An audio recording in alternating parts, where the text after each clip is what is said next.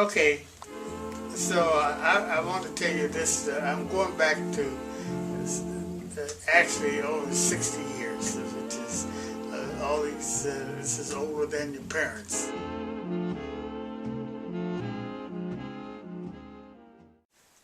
Basic training in the Navy and during that particular time is. See, I don't know what it's like now, but I know what it was like then. It was very hard. One of the things that I kind of got in trouble with was that it's quite a bit different between Navy food and food at home. My grandmother, I was raised by my grandparents, and they were excellent cooks. And so the Navy food it was good, but it wasn't like home food.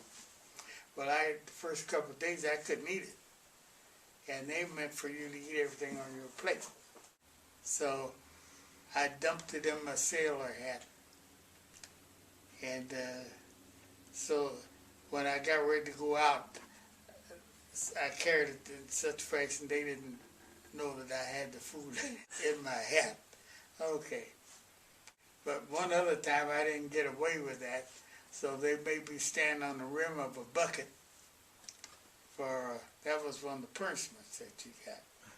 A rim of, they help you up on the rim of a bucket and make you stand there. So every time you fall off the rim, they would say you had to stand there for a half hour. Well, trying to stand on the rim of a bucket for a half hour is kind of a tough job. And so if you fall off, they just add another 10 minutes onto your time. So these are the type of things they do to you.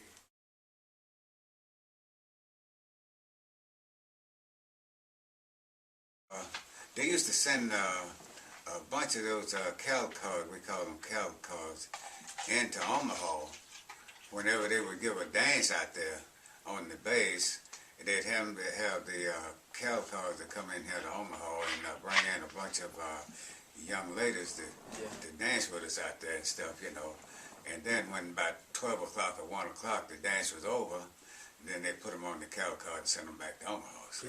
Yeah. I went on vacation one time, and I went down home, me and another sailor. And he knew where they was having, it was on a Sunday, and he knew where they was having some kind of all-day singing. His people would go there. And I got on the bus to ride on where I wanted to go see. Well, I hadn't been used to riding buses that much and all, so I had a $20 bill when I got on the bus. So I got on the bus, give the guy a $20 bill, and he didn't have change, of course. He put it up on the dash. He just laid it up there, you know. And, of course, I sat down right behind the guy.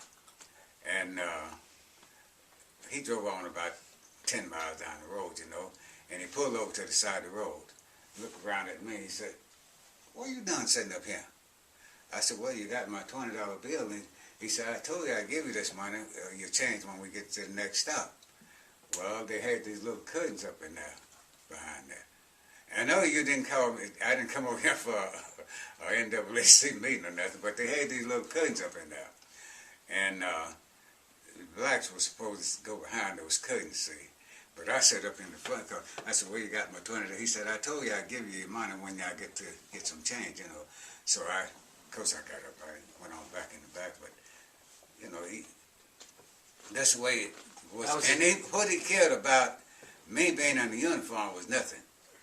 He said, "You may be able to sit up in the front of the bus up home, but you ain't gonna sit up in the front down there."